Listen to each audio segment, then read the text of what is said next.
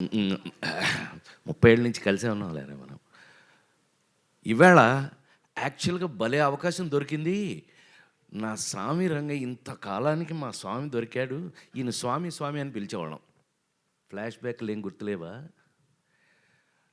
Cinema ఇండస్ట్రీలో అనేక మంది హీరోలు అవ్వడానికి అద్భుతమైన కేవలం మ్యూజిక్‌తో పెద్ద పెద్ద హీరో రజనీకాంత్, కమల్ హాసన్, రాజేంద్ర ప్రసాద్ ఎవడెవడు అందరినీ హీరోలను చేసి పారేసింది ఆయనే. జస్ట్ మ్యూజిక్‌తో. గుర్తులేదా? నా ఫస్ట్ హీరోయిన్ సినిమా ఆడకపోయినా ఈనాటికి మర్చిపోలేని గోపెమ్మ చేతిలో గోరుముద్ద, రాధమ్మ చేతిలో వెన్న ముద్ద, రామోజీ ఫిల్మ్ సిటీ వారు తయారు చేసిన దాంట్లో నేను హీరోగా యాక్ట్ చేశాను. కానీ ఆ పాటలు అజరామరం. సరే, ఆయన కోపం వచ్చింది. ఏంట్రా నేను ఇంత కష్టపడి చేస్తే ఈ సినిమా సరిగ్గా ఆడలేదంటారా? నెక్స్ట్ ఏం సినిమా చేశాను చెప్పండి, దమ్ముంటే చెప్పండి. Thank you very much. ఇంకెవరు లేడీ ఏంటారు అనుకున్నా, అంత కుర్రలేనేమో అనుకున్నా.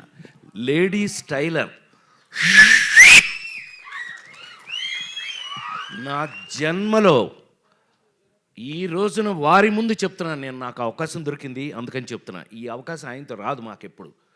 కానీ వాళ్ళు చెప్తున్నా, సార్ ప్రేమించి పెళ్ళాడు సినిమా తర్వాత ఆత్మహత్య చేసుకుందాం అనుకున్న నేను, అంతకుముందు డబ్బింగ్లు చెప్పేవాడిని, డబ్బులు వచ్చాయి, డబ్బింగ్ డబ్బులతో మద్రాసులో ఇల్లు కట్టే. యాక్టింగు ఆ సినిమా అంతగా ఆడకపోవటం వల్ల హీరో అయ్యి ఏమీ కలగపోయింది. అంటే do or die. Ladies tailor cinema కనుక ఆడకపోతే దండేసి దండం పెట్టేవాళ్ళు ఇప్పటికి. సో రాజేంద్ర ప్రసాద్ లేడు. లేడీస్ టైలర్ సినిమా ఒకే ఒక ఎక్స్పీరియన్స్ చెప్పేసి ఆపేస్తాను. Sorry, I'll take another 3-4 minutes. Lawyer Suhasini అని ఒక సినిమా యాక్ట్ చేసాం. మా వంశీ సంగతి మీ అందరికీ తెలుసు కదా. ఇప్పుడు వంశీ సంగతి ఇక్కడ ఎందుకులేండి, షష్టి పూర్తి. వంశీ పత్తి పేసునున్న మొత్తం పోచి ఎల్లరికీ తెలియం. సో వాడు నాకు ఆల్రెడీ కొత్త విలన్ని పెట్టి అతను నేను ఫైటింగ్ చేస్తుంటే కొట్టుకోండి అని షార్ట్ కంటిన్యూ చేశాడు. వాడు ఎరగొట్టి నన్ను సైకిల్ మధ్యలో కాలేసి తొక్కేసి కాలు ఇరిగిపోయింది, ఫ్రాక్చరు. అయితే వంశీ వచ్చాడు మా ఇంటికి.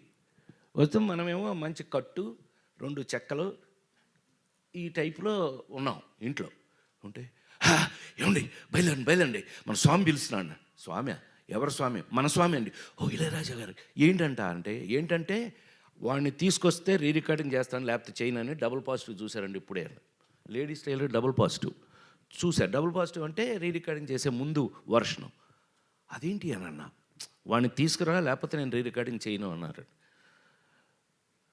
నన్ను ఈ స్టేజ్లో నేను రన్పాలన్నా. బాబు నీకు దండం పెడతాను, ఆయన అక్కడ రికార్డింగ్ చేయడానికి లేడీస్ టైలర్ రెడీగా ఉన్నారు, మీరు రాలేదనుకోండి సచ్చింది గొర్రె. ప్రసాద్ ల్యాబ్లో అలా కూర్చోవటమే నా పని అయిపోయింది. పైగా ఆ సినిమా ఎంతో కష్టపడి చేస్తాం, లేడీస్ టైలర్ సినిమాని. సో అవన్నీ ఈ పీత కష్టాలు పీత అన్నట్టు సరే తిట్టుకుని షార్ట్స్ ఉన్నాయి అయినా పర్లేదని ఆయన పిలిచారు అని చెప్పి ఆ స్ట్రెచ్తో నేను అక్కడికి వెళ్తే స్వామి థియేటర్ బయట నిలబడి ఉన్నారు ఇలాగే. అప్పుడు ఇంతే ఇప్పుడు ఇంతే, తెల్ల మల్లెపూలాగానే ఉంటాడు కానీ ఇలా నిలబడి. నేను అందులోంచి కారు, ఏమిరా ఏమైందిరా అన్నాడు. ఆయనకి ఎంత ప్రేమ నా మీద యాక్టర్గా వచ్చింది అని అంటే రా అన్నాడు ఆయన. ఏమిరా ఏమైందిరా? వీడే ఎరగొట్టాడన్న వంశీని చూపించి. ఎందుకురా ఎరగొట్టాడంటే షార్ట్లో ఏదో జరిగింది అందుకనే. ఎరా నువ్వు అంత బాగా యాక్ట్ చేస్తావా? నేను ఇప్పుడు రికార్డింగ్ చేస్తాను, నీ యాక్టింగ్గా నా రికార్డింగ్గా తేల్చుకుందాం మన ఇద్దరం అని చెప్పి థియేటర్ లోపల సార్ வாழ்க்கையில் மறக்க மாட்டேன் நான். எனக்கு ஒரு స్టూల్ పోట్టి నాకు ఒక స్టూల్ వేసి ఆ ఎదురుగా ఉన్న మ్యూజిక్ బోర్డు ఎదురుగా స్టూల్ వేసి సోఫాలో కూర్చో ఇక్కడ అని చెప్పి కాలు దాని మీద పెట్టించి 3 రోజుల పాటు లేడీస్ టైలర్ రికార్డింగ్ చేశారు సార్. అది ఆ సినిమా అప్పటికీ ఇప్పటికీ ఎప్పటికీ మీ అందరి సంఖలో ఇళ్లల్లో అన్నిటిలోనూ ఉంది. ఆ రోజుల నుంచి తెలుగు సినిమాలో మీకు అందరికీ బాగా తెలుసు, నాతో పాటు చిరంజీవి గారి సినిమాలకు కూడా ఆయన తెలుగులో మీకు ఎన్ని సూపర్ డూపర్ హిట్లు మీకు తెలుసు. అలాంటి మా స్వామి ఇంతకాలానికి మళ్ళీ షష్టి పూర్తి, నాకే షష్టి పూర్తి, నేను షష్టి పూర్తి నిజ జీవితంలో మెల్లిగా ఎస్కేప్ అయ్యా. 60 అప్పుడు తప్పించుకున్నా, ఎవరికి దొరకకుండా. నాకు అడిగి వెళ్ళదు సార్ 60 అప్పుడు నో షష్టి పూర్తి. నాకు షష్టి పూర్తి అంటారా పొరా నన్ను మా అబ్బాయిలు అడిగితే. చివరికి చూస్తే ఏంటంటే ఈ పవను ఈ రూపేష్ వీళ్ళు నన్ను వదల. చివరికి తెలుగు సంస్కృతి సంప్రదాయాలు ఉట్టిపడేటట్టుగా అద్భుతంగా కీరవాణి గారు పాట రాశారంటే మీకు అర్థమైపోవట్లే ఆ సినిమా ఎట్లా ఉంటుందని. ఎంత ఆశ్చర్యం వేసింది మాకు ఆయన తీసుకెళ్ళి. ఆయన మీకు కీరవాణి గారికి మాకు ఉన్న అటాచ్మెంట్ ఏంటో తెలుసా? ఆయన 100వ సినిమా నా సొంత సినిమా. బాపు గారితో తీసిన రాంబంటి సినిమాకి నేను అనుకోకుండా వెళ్ళి ఏమండి మీరు నాకు మహా ఇష్టం.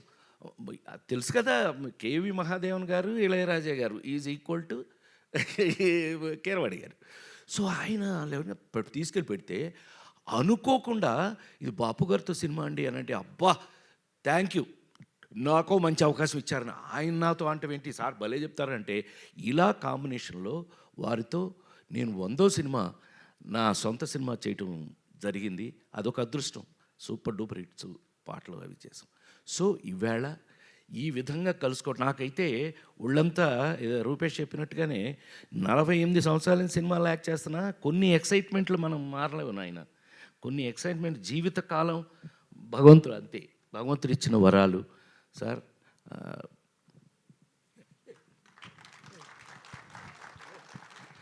నిజంగా ఆయన ఎంత బాగా నా సినిమా అనేటప్పటికల్లా చెట్టు కింద ప్రేటర్లు మీరు ఎన్నో చూశారు. ఇంకా నేను ఇప్పుడు దాని గురించి చెప్పాల్సిన అవసరం లేదు.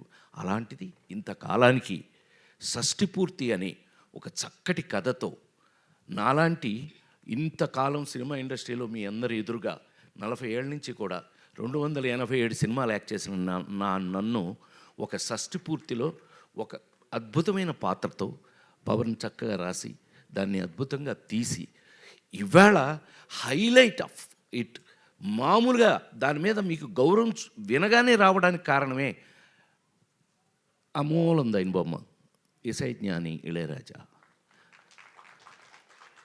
ఏమండి ఆయన పాట రాయటం నేనైతే ఆశ్చర్యపోయాను సార్. నిజంగా మీ పాట విని ఏంటి ఆయనే రాశారంటే అరగంటలో రాశాడు మా చైతన్యకి నాకు లింక్ తెలుసు కదా. ఆ నలుగురు జన్మలో ఎవరో మర్చిపోలేని తెలుగు సినిమా. చైతన్య అదేంటి అని అంటే అవునండి కూర్చొని రాశాడు ఆయన. అందులో ఇళయరాజా గారు అనగానే ఒళ్ళు గగురు ఆయనకి ఊపు వచ్చేసిందండి రాశాడు. ఎంత అద్భుతం అండి. వీటన్నిటికీ మించి మాకు ఈ సినిమా చూస్తుంటేనే మీకు పెయింటింగ్ వేసినట్టుగా ఉంటుంది. పద్మశ్రీ తోట తరణి అన్నయ్య. ఈ అన్నయ్య మేమంతా బ్యాచ్లండి. మేమంతా బాగా చెప్పనులే ఫ్లాష్ బ్యాక్ ఎందుకు చెప్తాను చెప్పను. మనం ఏవిఎంలో అట్లు అల్లరి చేసినంత చెప్తానండి. ఏవిఎం బ్యాచ్ సార్ ఇదెల్లా పెరియ బ్యాచ్. మేమంతా అన్నయ్య మంచిగా లేరా బాబు అంతా కలిసి ఇన్ని సంవత్సరాల నుంచి పనిచేస్తూ వాళ్ళ దగ్గర నాకున్న చనువు ఈ సినిమా చూస్తే మీకు ఒక పెయింటింగ్ లాగా ఉంటుంది. అంత కారణం అన్నయ్య ఆయన్ని తెచ్చుకున్నాం. ఎస్ అఫ్ కోర్స్ కెమెరా లేకపోతే నువ్వు నీ వర్క్ వాల్యూ తెలియాలంటే అక్కడే కదా. సో ఇన్ని క్వాలిటీస్తో రేపు మీకు రిలీజ్ కాబోయే ఈ సినిమా ఒక తెలుగు సినిమాకు కావలసినటువంటి అన్ని వాల్యూస్ ఉన్నాయని, అందులో మనం మిస్ కాకుండా ఇలాంటి లెజెండ్స్ని మనం పెట్టుకుని మళ్ళీ మన పాత రోజులు గుర్తు చేసుకున్నట్టుగా అనిపిస్తుంది నాకు. ఇంకా మీ ముందు పనిచేస్తున్నాను కాబట్టి నేను ఇంకా మీ అందరి ముందు కళాకారుడిగా చాలా కాలం ఉండాలంటే ఇలాంటి సినిమాల వల్లే అని మరొక్కసారి మనవి చేస్తూ ఈ అవకాశం నాకు ఇచ్చిన ప్రతి ఒక్కరికి కూడా పేరున కృతజ్ఞతలు తెలియజేస్తూ ఇళయరాజా గారు ఇంకా ఇంకొక 100 సినిమాలు చేయాలని నేను